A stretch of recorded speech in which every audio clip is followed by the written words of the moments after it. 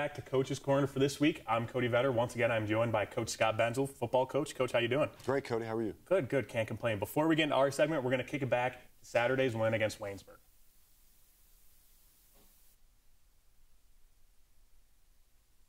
Sean O'Shea turns the burners on and runs for a first down to start the day for the Titans, as that'd be the first of many.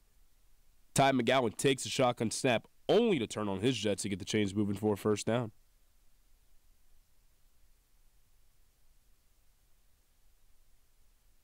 McGowan under center. Little shoulder fake and looking and loading and going long. He's got Beachy. 5, 4, 3, 2, 1. Touchdown, Titans! And there's that mood connection. I had a feeling it was coming. Shooter McGowan keeps the shots going as he hits freshman Bright Cannon across the middle for a first. Marcel Smith-Austin gets in the mix with a quick snag and grab first down catch as the first quarter is over. McGowan under center. Couple of tight ends in the lineup. Fake pitch and then a handoff to Cannon. He's got room to the 5. He's going in. That's a touchdown, Westminster. Touchdown, Titans. Clayton Cannon Jr. McGowan stays with the hot hand as he finds tight end Alex Shaughnessy for the big gainer. Set to try a 24-yard field goal. Ball is down, the kick is up, and the kick is good. With freshman Aiden Fletcher brings the boom in his debut as he forces a fumble off a sack. Bryce Butler also makes a huge play, getting a huge goal line tackle on 3rd and 2. Wide to each side. There was some movement up front. They don't blow it dead. Maybe offsides down the play. Oh, it's caught in the seam. Beachy. Ball comes out, but on it is Shaughnessy. And I think 18 plays on their last drive to get the field goal. They used almost the entire third quarter. Back to pass. Barber hit. Ball's out. A big hit by Fletcher. Titan football. Aiden Fletcher off the edge. The speedster. Austin moves into the backfield. McGowan looks to throw down the side, and it's a leaping catch. Tate Beachy inside the 20 with a catch for the first down. And then that mood now facing 3rd down and 5. McGowan back to pass, looking, now running, cut back into 5, and dives to the goal for a touchdown. Touchdown, Titans on the Ty McGowan run. Wides in the set, and a hit and a sack. Gary Joseph is going to knock down Burke. He looked right, and then he saw 0. Those are some great highlights by R.J. Scott, who you'll see on the show later today. Once again, Coach, welcome in. Thanks for being here. Great to be here, bud. So obviously we just saw those highlights. Huge season opener win. Can you kind of just walk me through that? How does it feel to get the 1-0 and technically be undefeated so far? Always good to get a win, especially at Harold Bury. You know, guys played really well. We got off to a really good start. I thought that was probably one of our keys is fast start. You don't want to give an opportunity to get Waynesburg energized. But as I told our players after, you know, hats off to them. They played really hard. That was a tight ball game. I thought we felt like we were in control of it at all times. It wasn't an easy game by any stretch of the imagination. So, but yeah, anytime you can get a win and move to 1-0, it's a good thing. So after that bye week, which we talked about last week, can you kind of talk to me how important a win is in this game against Waynesburg? How important is that for the rest of the season? How does that set you guys up to be in a good spot? Yeah, opening games are, as we talked about, they're challenging. You just don't know how good you are or where the areas of emphasis that you need. You know, there's some things that we need to get better, and you really don't understand that until you get a chance to play. And playing a quality opponent, like I said, open up the season, sets us up to, you know, move on and try to get another one here on the road against Allegheny. So I want to talk about the running game for you guys this past week. It was a little bit different than usual. Obviously, Ryan Gomes, who's been in there for a couple of years, was unable to be in the game, obviously, as we've talked about previously. You rotated about 4 or 5 different guys in the backfield. So can you kind of talk to me about that? Was that the plan originally, to rotate a bunch of people, or did you kind of just wing it and say, you know what, these guys can all run the ball very well. Let's see how this works. Or was there any set plan there for that? Yeah, there was a plan. You know, we've had some experience with having talented running backs. You know, in 19, that group reminds me a lot of 19. When we had, you know, anyone from, you know, Bryce to Tyler Green, and then obviously KG, Keanu Grice. Those 3 guys were just phenomenal. So there was a concerted effort to get guys touches. We need to get these guys rolling. I'm a big running back by committee guy. Obviously, when Ryan gets back, we got to play our best players, but I think every one of those guys is capable of having a big day, and it was great to see all those guys get opportunities. And when you guys were kind of close to scoring in the red zone, Sean O'Shea would come in as a freshman in the quarterback spot. We've seen you guys do this a little bit before. Braden Timmons a couple years ago would come in and run the ball. Can you kind of talk to me about what's the plan there with him and coming in as a freshman, getting some time being a running quarterback? Is that something you guys look to do a little bit more this year? Yeah, it's always been in our playbook. Q runs are difficult to stop because you have an extra hat in the box, meaning there's a guy that isn't accounted for to be blocked. And so when you add the quarterback runs, you can block basically the whole front and the whole box. So it's been something we did with Kim Yu Kim all the way up to, you mentioned Braden Timmons, to now Sean O'Shea. The difference between those two guys and Sean's a heck of a quarterback. He can throw the ball. So that's going to happen, and that's going to be in our game plan. Really excited about him. So sticking with the quarterback position, just want to hit on Ty McGowan's game. Only 2 incomplete passes the whole game. Obviously, last week we talked about he was hurt last year. So when you come in and you have a game like that in your first game back, especially the season opener, can you kind of talk to me how important that is and how his outlook for the rest of the year is going to look because of this start he had? Yeah, as a human being, I couldn't be happier for him. He works really, really hard. He's a great leader. He's selfless. He works so hard in the film room, and he looked like he was on autopilot. He certainly put the work in, and it showed up. We will go as far as Ty takes us. It's not a pressure thing. It's a confidence thing. I've always had a really high opinion of Ty, and I want everyone else to start to see it, and I think they will this year. He's getting comfortable. He's going to have his challenges, though. I mean, the kid's hurting. He's not in 100%, and he's not going to be 100% this year coming off surgery as quickly as he has. Just to see him out there competing is just a really a spark for all of us. So still hitting on players, but on the other side of the ball, I want to talk about Aiden Fletcher, freshman, listed as a linebacker. Not the biggest linebacker you would ever see, but he had 2 forced fumbles. Can you just talk to me about your first game, your first career game, come in and make an impact like that with 2 forced fumbles, was PAC Newcomer of the Week? Can you kind of talk to me about him and how important he's going to be in that role that he's got? Yeah, we knew what we were getting when we got Aiden. He comes from an area, Deer Lakes, that's close to where I grew up. So I coached a guy named Jeff Romas that played for me at Robert Morris. And Jeff was probably not our biggest linebacker at Robert Morris either, but he might have been one of the toughest guys I've ever had a chance to coach. Aiden reminds me, and don't get upset and if you're hearing this, but he reminds me a lot of number 4, Ian Barr. Ian Barr was not a big guy, but Ian Barr is explosive and very, very physical. And Aiden's going to be that for us. And he's just got to learn. I mean, he's making a ton of mistakes, but he makes it 100 miles an hour, and he's going to be fun to watch. So another question I have for you is obviously Waynesburg. It was a little bit of a back-and-forth game. You guys did end up pulling away, but they did keep it close for a little while. The run game was really firing on all cylinders. Zane Cawley had over 120 yards rushing. So can you kind of talk to me about when the run game's really good and you guys really can't figure out a way to stop this guy, what else do you do on the defensive end to get stops that may not be with the run game? Yeah, it's frustrating. Our run defense was pretty bad. Our defensive line were out a lot of gaps. Credit to Waynesburg and their offensive line. They moved a little bit better than they showed on tape. And we've got a young group there that's struggling. And then what happens is your second level is a little off because the gaps that they're supposed to be in, they're not. And it's been a challenge. What you should have hoped for is, these new technology that we have. Well, I joked with Ben on the radio, the ghost of Harold Burry with the Wi-Fi in our stadium. We had 4 clips. We put a system in place that cost us quite a bit of money, and yet we couldn't use it at all. So if I could see those things, we can fix them. Coach Heck is, and I can get that fixed really fairly quickly, but we couldn't see it, so it was challenging. What do? You probably blitz and try to get guys in gaps and make them get in there versus trying to read off. And we settled down a little bit and did some of that. And, but again, it's a challenge. We got to get it fixed. So Saturday you're going to Allegheny, night game, playing under the lights. Obviously not an opportunity a lot of guys get all the time. So looking forward to that.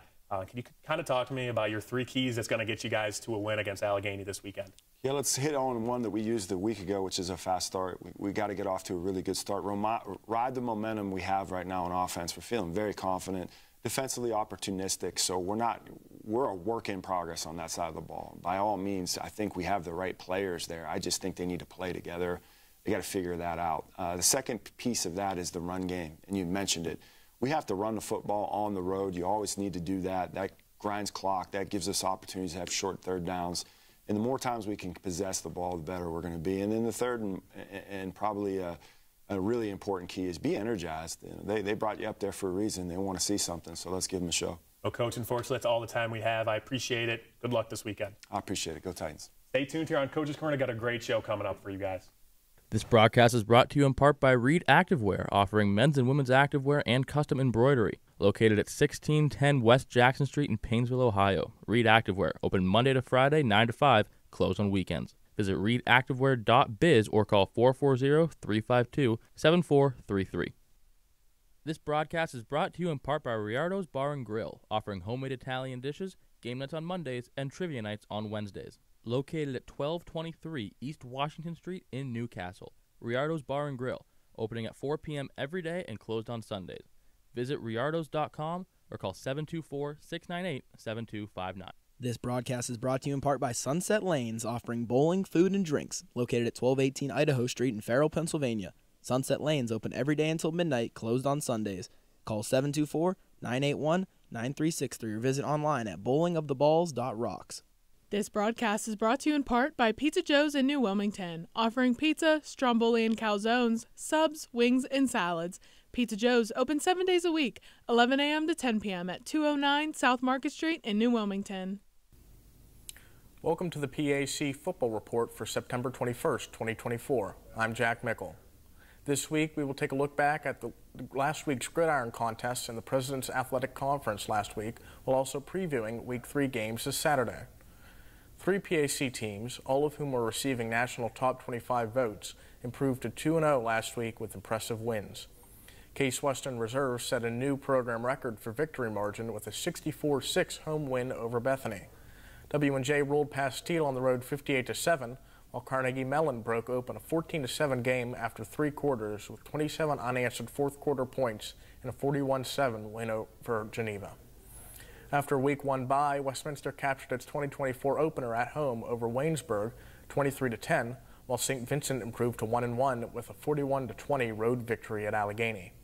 Defending PAC champ Grove City had the Week 2 bye. PAC Player of the Week laurels in Week 2 went to Case Senior QB Alex Fromberg on offense with 243 yards and 4 passing TDs in the first half versus Bethany. St. Vincent sophomore safety Robbie Labuda on defense with 2 interceptions versus Allegheny, including a 40-yard pick six. And junior linebacker Colton Colucci of Allegheny on special teams with a 12-yard TD return after a botched snap to go along with 20 tackles versus St. Vincent. Top newcomer was Westminster freshman linebacker Aiden Fletcher with 2 sacks and a pair of forced fumbles versus Waynesburg. Week 3 features 3 night games, while Case Western Reserve has the bye. The Marquise matchup is in Latrobe, where 1-1 St. Vincent hosts 1-0 Grove City at Chuck Knoll Field at 1 p.m.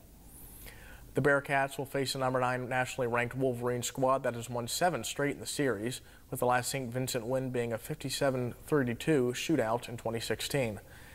Bearcat head coach Aaron Smetanka talks about his team's huge jump in performance from Week 1 to Week 2. I think the main thing was just keeping a positive attitude throughout the process. I told the guys, hey, it's Week 1. You're playing a really good team. They're a top 25 program with W&J. And now we have to build from the corrections now going forward, make our corrections during the week. I think those guys had a great attitude throughout the course of the week. Also nationally ranked is number 17 Carnegie Mellon, while they look to improve to 3-0 when the Turtons host 0-2 Bethany at Gessling Stadium in Pittsburgh at 7 p.m.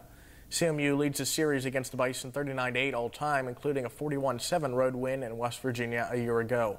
Tartan head coach Ryan Larson notes that despite the team's respective records and a heavyweight matchup with W&J just around the bend in Week 4, no one at CMU is looking past the Bethany matchup. I think it really gets down to, one, I mean, you have to respect every opponent and you have to respect the game. You only get one chance a week to do this, unlike other sports that may get multiple. And so you have to really respect, that preparation piece of it. 2 teams looking for their first win after tough early season schedules meet under the lights in Beaver Falls, as 0-2 Teal travels to face 0-2 Geneva at Reeves Field at 7 p.m. The series dates back to 1899, with the Golden Tornadoes leading the all-time series with the Tomcats 32-11-3, with Teal's last win over Geneva being a 21-14 final in 2012. Veteran Golden Tornado mentor Gino DeMarco previews the matchup against Teal. We're going to have to defend some things that we didn't have to defend the first 2 weeks. They're much better. I know they're probably hungry for a win. We can't concern ourselves with any team that we play, just how we respond. Another Week 3 PAC action. 1-0 Westminster travels to Meadville for a 7 p.m. kickoff at Frank Fuhrer Field against 1-1 Allegheny. The series dates back to 1899 with the Titans holding a narrow 26-25-6 all-time advantage, including a 27-17 home victory over the Gators in New Wilmington in 2023. Finally, 2-0 W&J travels to face local rival 0-2 Waynesburg at John F. Wiley Stadium at 1 p.m. The Presidents have dominated the all-time series with their backyard rivals, winning 47 of 51 all-time meetings, including edging the Yellow Jackets 33-28 in Washington a year ago. That's all for this edition of the PAC Football Report. Log on to the conference website at www.pacathletics.org all season long for the latest news, scores, statistics, and other league information. You can also follow us on social media via X, Facebook, and Instagram. Links are available at the PAC website. I'm Jack Mickle. Thanks for listening, and we'll see you at the stadium. Welcome back to Coach's Corner, everybody. My name is Jordan Tate, and today I'm joined by Westminster College women's volleyball head coach, Coach Tammy Swearingen. Coach, how you doing? Great. It's great to be here. Thank you. Absolutely great to have you. So, Coach, you're a couple weeks into the season. Can you tell us, how's it been so far? It's going well. We lost a ton of seniors last year that played a great bit, and so it's been a work in progress. But we had a good start at St. Vincent, going 4-0, and then went from there into the Lions Den, which I knew was going to be really hard for the team. Very, very good teams. Marietta's ranked in the top 25 in the nation. Carnegie Mellon's getting, votes for that as well. So I knew it was going to be a really difficult weekend for us. Absolutely. As you mentioned, you guys started off hot. You guys started off 4-0, and then that 3-game skid. And then last weekend at the Allegheny Invitational, you guys went 3-1. And then a couple days ago, you guys won against Penn State Shenango. How do you kind of build off that momentum of starting off hot and keeping it going instead of having that little skid in between? It's difficult. I mean, the Carnegie Mellon weekend was tough on their psyche a little bit, on their ego, but it kind of reinforced some of the things that we've been talking to them about and trying to coach them up on, about speed and transitioning quicker, getting off the net quicker, just coming in faster, and they saw that all against Carnegie Mellon and Marietta for sure. We need to be a little bigger at the net, but I think it was a really good learning experience for us, and I saw some of that carry over into last weekend. I thought Friday especially, we were moving much quicker on the court and kind of, learned from the hits that we took the week before. So you mentioned it before, you guys had some losses, including players like Malia Duffy. So having some new faces come in this season, have you had a new strategy or game plan going into the season, or you kind of kept it the same and just kind of molding people into those positions?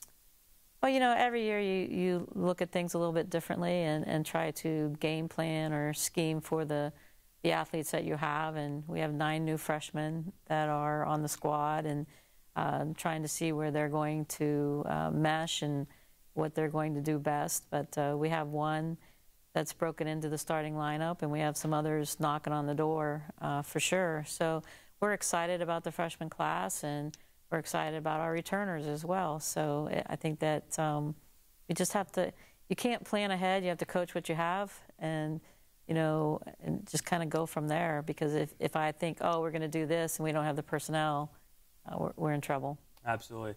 So you mentioned freshmen breaking out in the starting lineup, and with that comes a lot of pressure, not only for the freshman class, but for anyone playing.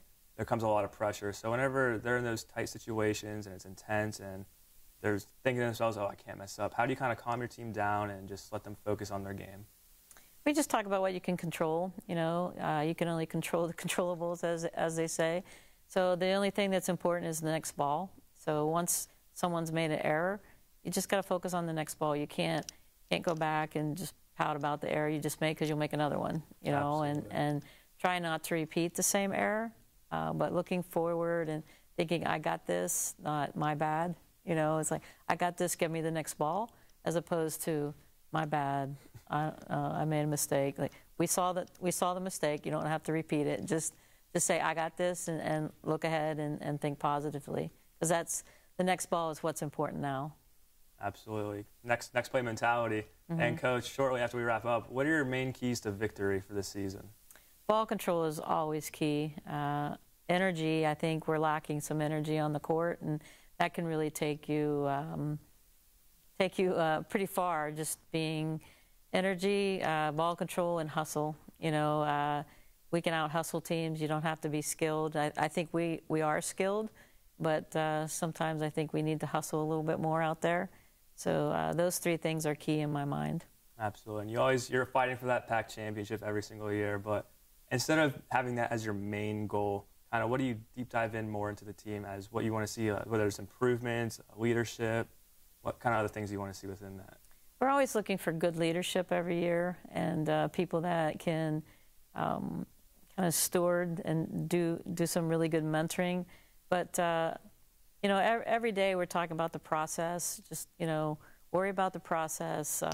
We might be working on, hey, we're really going to accelerate on our approaches today and work on a fast arm swing, and that might result in 10 balls in the net, or, you know, just hitting the back wall because we're just going in super fast and just trying to get faster with a faster arm swing. And we're not concerned about the result at that point. We're concerned about the speed and trying to figure out what speed we can go with a good fast arm swing that's going to be successful, as opposed to coming in slowly. So, you know, it's about the process. It's about just focusing on that one thing at a time, and, you know, sooner or later you're going to reap the benefits from it. Absolutely. Well, Coach, that's unfortunately all we have for today. I appreciate you joining us, and good luck on the rest of the season. Thanks so much. Go Titans. Yeah, absolutely. Go Titans. That's going to wrap for this session of Coach's Corner. Stay tuned as we have more interviews coming up shortly. This broadcast is brought to you in part by Gilliland's Market, offering quality meats and groceries at 109 South Market Street in New Wilmington, Pennsylvania. Gilliland's Market, open Monday through Thursday, 9 to 5, Friday 9 to 6, and Saturday 9 to 3, closed on Sundays. This broadcast is brought to you in part by Ed & Jerry's Auto Service, 275 North Market Street in New Wilmington, offering auto repair, maintenance, and towing services since 1964. Ed & Jerry's Auto Service, open Monday through Friday, 8 a.m. to 5 p.m. As fans, you always show up big. You drive hours to away games. Brave 0-degree weather. You go all out. Now, it's time to show up just as big for our country. And that starts with registering to vote. The average time to register is literally 2 minutes. 2 minutes. 2 minutes. It's not just our game that needs us. Our country and local communities do too. Let's get it.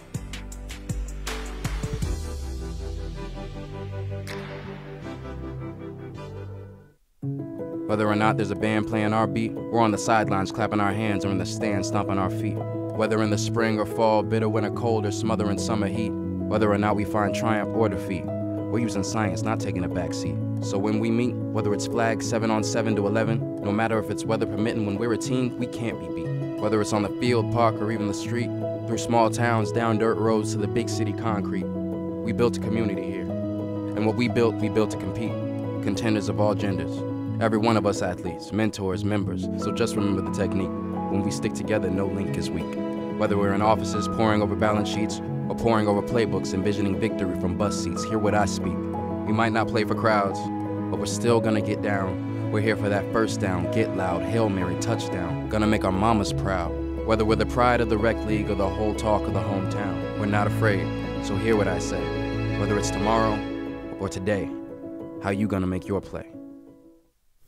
And welcome back to Coach's Corner. I am RJ Scott here with special guest today, senior safety Bryce Butler. Bryce, how you doing? I'm doing good. How you doing today? Great. And he's coming off a great game as he had 7 solo tackles, 1 assisted, and 2 tackles for losses as he came off a big win against Waynesburg, 23-10. Bryce, run me through that game. How are we feeling after that? You know, it's feeling good to come off a win, you know, especially with that week 1 bye, you know, so it was some extra time while the other teams were playing. But it's always good to, you know, come out and be able to get the job done. We knew it wasn't going to be a perfect game from the jump, but we knew we had to come out and just rely on our training and get the dub. And mentioned earlier from Coach Bench, the D-line kind of, you know, got lost in the mix a little bit, leaving gaps open. So that gives the secondary kind of more, you know, situations to handle. How would you say you handled that? Right now, I feel like we handled it well. That's our job, you know. If the D-line, you know, it's not always going to be perfect. If they get through that spot, then we're supposed to, you know, come up and make them right.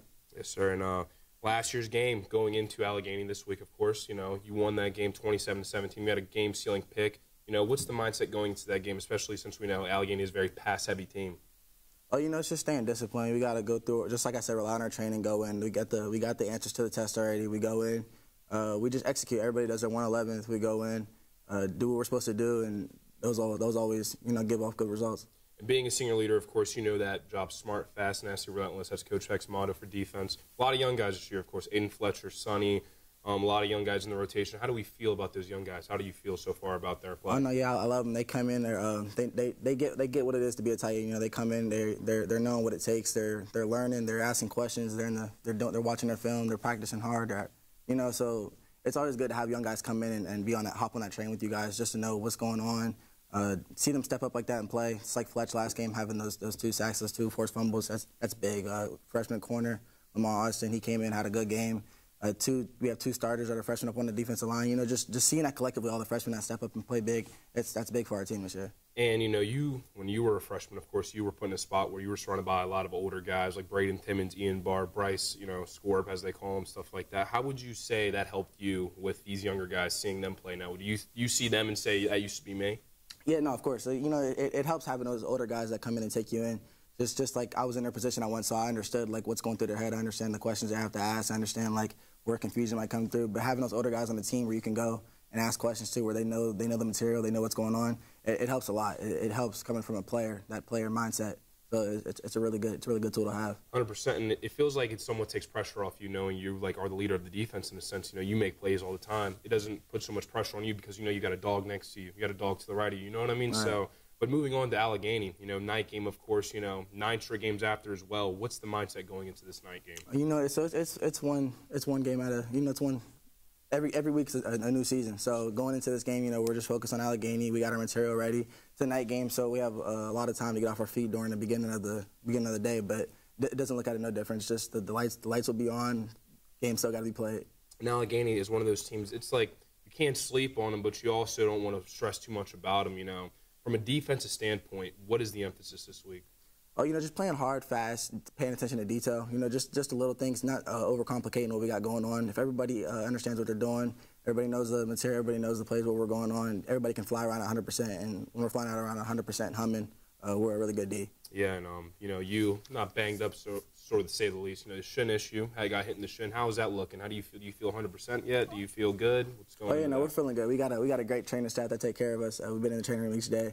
So shout out to those guys. They do a great job of getting us right, getting us healthy, keeping us healthy, and preventing some injuries. And speaking of the training room, you know, 9 straight games. That's a grind. You know, no matter how you look at it, in the back end of the schedule especially, that's when you see the Grove Cities, the CMUs, the Case Westerns. You know, 9 straight games. As a senior, what's that mindset? Because like Coach Ben says, he's never been in a situation like that before. I don't know if you have yourself, but what would be the mantra, the motto going into that?